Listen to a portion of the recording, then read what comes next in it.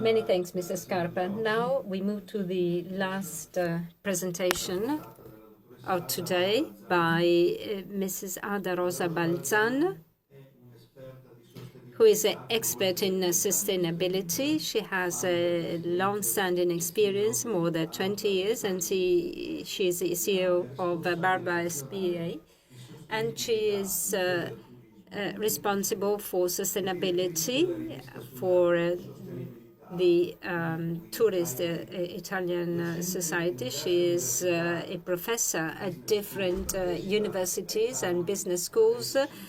She is a member of various national and international negotiating commissions, and she was a speaker at the Festival of Economics of Trento, and she's an expert in sustainability. And her presentation is called Sustainability, a Must-Have Regulatory Framework and Key Elements of Sustainability. Sustainability associated not only with environmental aspects, but also associated with environmental, social, and governance ESGs. It is then an indispensable instrument for companies, and it should be included in the management of risks. During her presentation, Anna Rosa Balzan will focus on the current situation of sustainability, starting from regulatory obligations, but also opportunities coming out or deriving from the market. And she will speak about the importance of transparent communication, also with reference to jewelry and fashion, sectors which are increasingly focused on ethical and sustainable supply chain. Thank you and good afternoon. So my presentation was already made. So I would like to speak about the Italian and European situation. After the COVID pandemic, we have seen a strong acceleration towards the elaboration of various regulations, directives, etc. And I would like to differentiate between what is compulsory and what is something that should be implemented because it is something that is appropriate. So there are companies, however, which do not have the turnover and the size, but nevertheless they belong to a value chain, and so they have to understand that this can be an opportunity. So if before the COVID pandemic we were in a situation which we can call nice to have, now we are in a situation which we could define as a must-have situation. Sustainability is compared with the situation of IT introduction 20 years ago, which changed our working habits, shortened the distances. But as this article of Corriere della Sera says, those who understand that this can be an opportunity will be ahead of everybody, because what is important is to start to work with a view to adopting these rules. These are some articles underline the importance of this topic. Europe is insisting a lot on that, saying that it is not an invitation but a need for survival. And then it's important to communicate sustainability. I will speak about greenwashing and the directive on communication. And it is possible to report and about the sustainability declarations. Well, we see that ESG is very important, and so governance and social goals are among the most important ones because they are goals which are appropriate for the company. And we see that last year there has been an increased attention for sustainability. And the board of directors have to, of course, increasingly focus on sustainability. And then there is also a risk because now the sustainability balance sheet will be included into the normal balance sheet. And so we will need to have a very accurate reporting of the activities carried out of companies. Well, several studies highlight that sustainable companies are more and more solid. And earlier on, the focus was made on a balance sheet. Now companies ask us to carry out ESG evaluations. Now, sustainability and governance, also in Italian companies, while there is an acceleration towards these topics. And we see this Global Risk Report 2023, which says that 25% of the market value of a company can be attributed to its reputation. And very often, a reputation is connected with the management of sustainability issues. And indeed, 87% of managers are mainly concerned about the management of reputational risks. Because while in the area of technical issues, there are very clear-cut procedures, in this area, it is more difficult to implement crisis management answers related to ESG. Now, this is an article of Milano Finanza 2019, where we see that these issues were already at the forefront, and it was underlined that ESG rating would become an indispensable pillar for each company and product. So not only in the banking and insurance sector, but in all companies, because this is sort of synonymous with quality. So when a company underlines various issues such as packaging, supply chain elements, attention to people, well, there is also a focus on these issues. So it's very important to have this perception and do a sort of a checkup so that you can focus on your sustainability issues.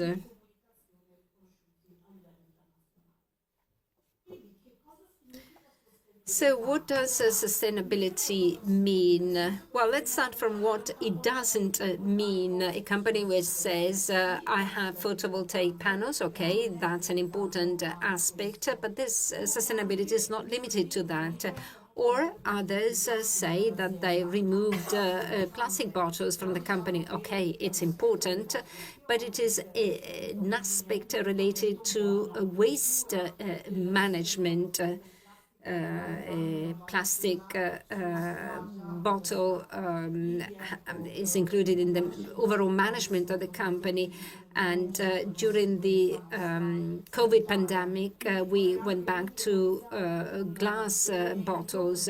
So we are certainly going in a specific direction, but it is not only that. You have to spread the culture about the use and the correct impact of sustainability, and be aware that every action can have an impact. And then there is also the organic products which are associated with sustainability and zero-kilometer products. Well, technically, this is not the case because zero-kilometer has a specific meaning, that is the compliance with a given protocol, the use or non-use of some products. But paradoxically, if I have unregular workers, I don't have respect of people. So paradoxically, I have a product which is organic in terms of its certification, but which is not sustainable. And the same applies to 0-kilometer products, which certainly reduce the impact of CO2. But then if I do not comply with the social or governance issues, well, that service cannot be sustainable. And then other examples, a product, a natural product is not necessarily sustainable. A stone-made piece of paper is not a sustainable product. So eco, bio, natural, well, these are words which in the new directive of green claims are defined in the greenwashing chapter. 100% natural, well, this is one of the most used definitions, but also arsenic is 100% natural, so it's not an extra value. And the same applies to fashion. We know the impact of fashion. So if we think of a marble fabric, well, one thing is capsule, but one thing is to have a production of millions of suits, mining marble and producing suits.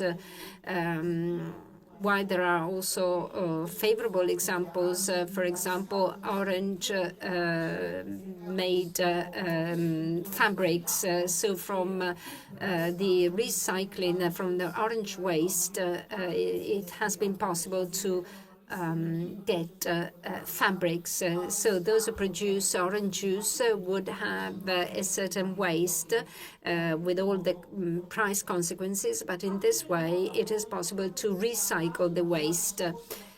Well, this is Vicenza Oro, a page of the fair of last year. So you see ethics, sustainability, also in the jewelry sector. This is an article, July 2024, which says sustainable jewels for 80% of Italians. It is an interesting product, but it is not so well known. It has big potentials to be explored. And so we see this article by Panbianco, which highlights the importance of sustainability also in this sector, but only 40% of Italians is aware of what sustainable jewel means. Shall we look at the packaging? Shall we look at the value chain or the company? Is it a family company? So there is a whole series of assessments which have to be made because in theory there is certainly a lot of interest for this new market, but only 21% of people actually say that they can identify a sustainable product. Another sector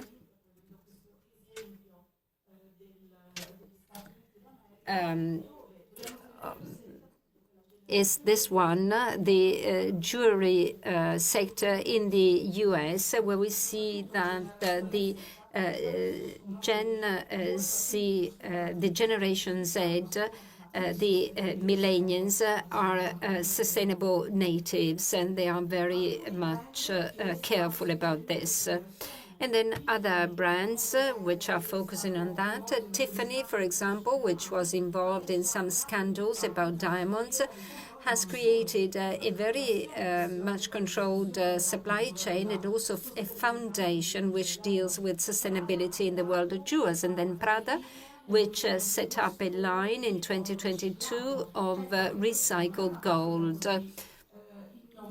Well, this is not so innovative because gold melting is something that we know already, but we never saw it as a sustainability procedure. So sometimes, we should really have an in-depth assessment of our company and of what we do, because there are practices which perhaps are already there and that you can start to work on. A few months ago, Kering launched this award, which is called the Kering Generation Award X Jewelry, to promote the combination of sustainability and innovation in the world of jewelry, thus involving universities and startup companies.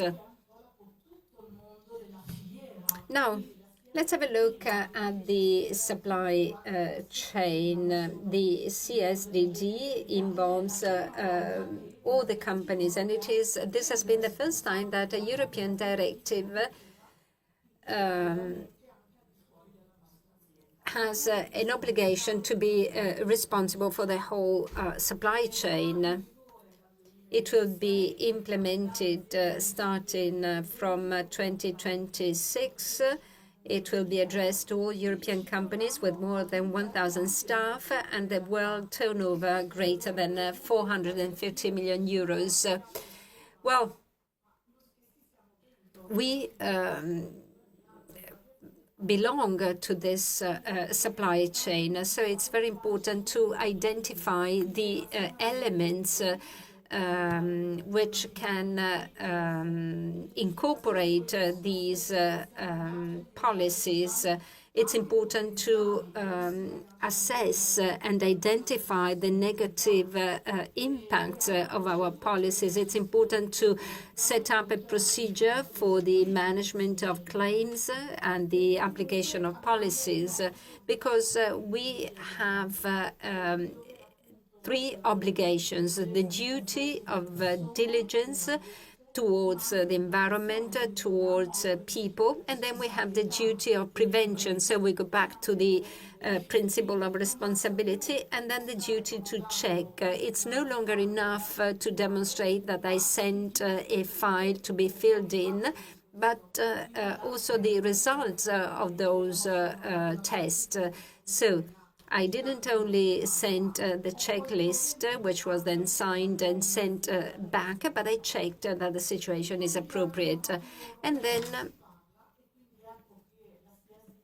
the CSDDD is connected with the Corporate Sustainability Reporting Directive, where companies are called smaller companies are involved. In Italy, it is 50 million euros turnover, 150 staff,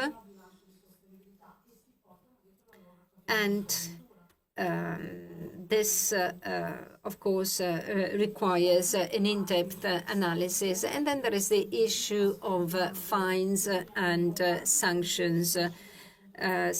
Fines up to 5% of the global turnover, and then stopping of activities when it has been ascertained that there are negative impacts in terms of social damage and environmental damage.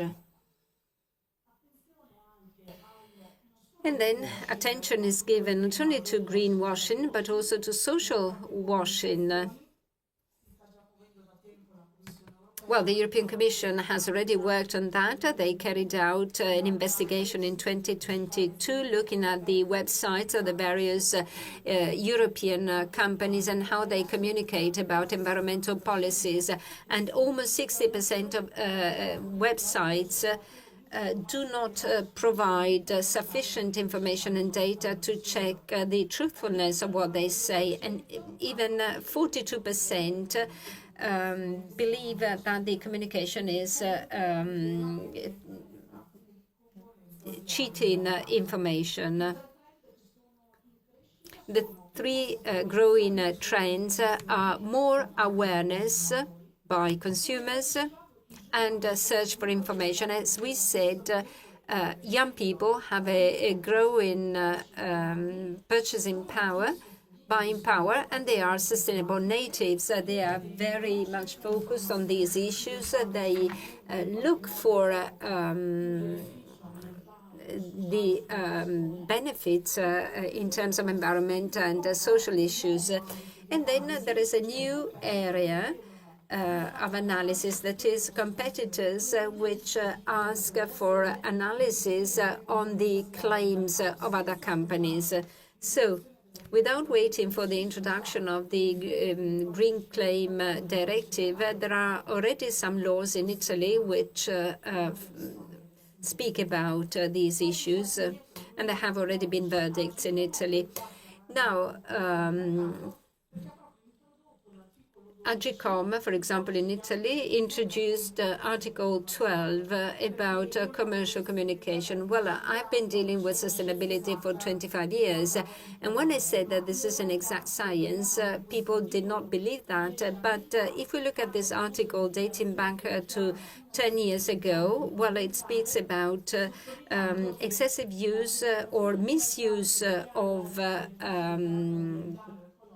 commercial information, and it says that commercial communication should be based on scientific data. So when I make a statement, I need to have internationally renowned data, and I have to specify the type of product I'm referring to. So if I speak about packaging, I have to specify that. The reviewing procedure can be carried out by AGCM. It can be made upon reporting of a consumer, of a competitor. Fines range between 5,000 to 5 million euro, depending on the severity and the duration of violation. But the image damage is certainly the one which is more difficult to repair. And then there are other messages which may not be correct. For example, let's save the planet. Well, if we can reduce overheating, well, we certainly gain from that. The planet will continue to exist, but we will not continue to exist. So it's necessary to have more accurate messages. And then often in communication campaigns, we read, buy this jewel and I'll give you this plant so you compensate for the emissions. Well, the European Commission has intervened and said that those who want to compensate the emissions of one's own product or one's own organization first has to demonstrate to have carried out a carbon footprint and reduce what they could reduce. And only by demonstrating that they cannot reduce any other thing, they can compensate for the residual emission. So there should be a scientific and rigorous procedure. Zero Impact. This is a book that I wrote because sometimes we have important trademarks which state that they are zero impact. Well, this is not true. The fact that we are here means that we have already generated an impact. So please pay attention to these messages, which are very appealing, but not accurate and not correct. Now, the new regulation on eco-design was already mentioned by the colleague earlier on. And we have the regulation on eco-design and the directive favoring the repair and the duration of goods because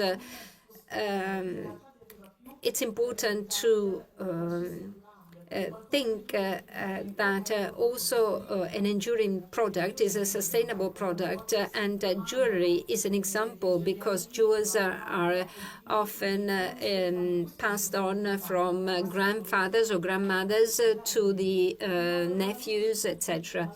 And then the new regulation on packages and packaging waste.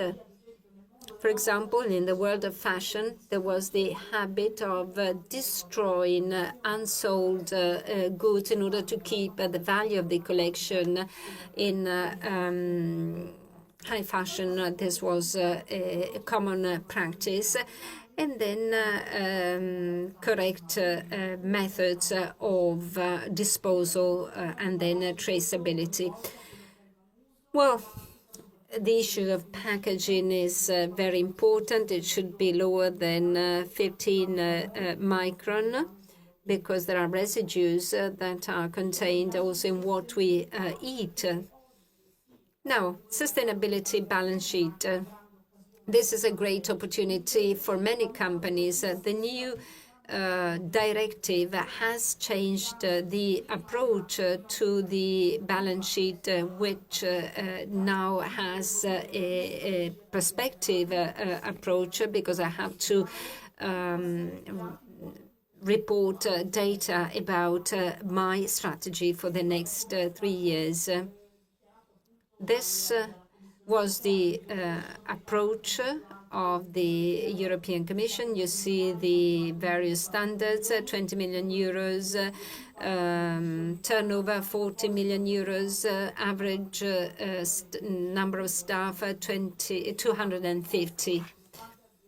So there are many companies which are working on that, and they are preparing their first balance sheet.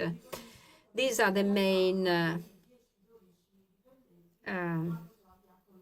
steps, and many companies have already started the procedure in order to draw up this type of balance sheet.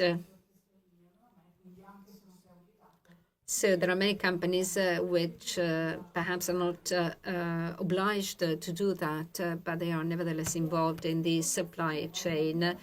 Reporting, well, evaluation of impacts, risks, and opportunities. Well, the economic aspect is no longer mentioned because it will be integrated into the economic balance sheet. So the idea is that of having a single integrated document. In terms of the value chain, well, the two directives say that information has to be given about the value chain. And for the first 3 years, if there is no information available, the company has to demonstrate the efforts made in order to get those data, and then they have to specify the plans for the future. So it's not enough to say my suppliers do not have this type of information. You have to stimulate them and force them or push them to provide this information in order then to be all responsible for this procedure. I like to close with the famous sentence by Kofi Annan, who at the beginning of the 20th century said, our biggest challenge in this new century is to adopt an idea which seems abstract, but which is not, that is sustainable development. So this is an element that is absolutely necessary in all companies, independently of the size. Thank you.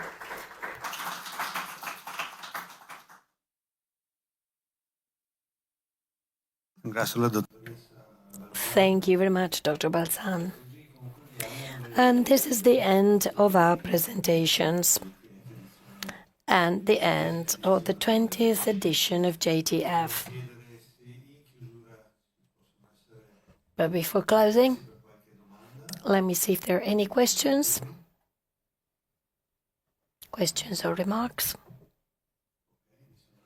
If not,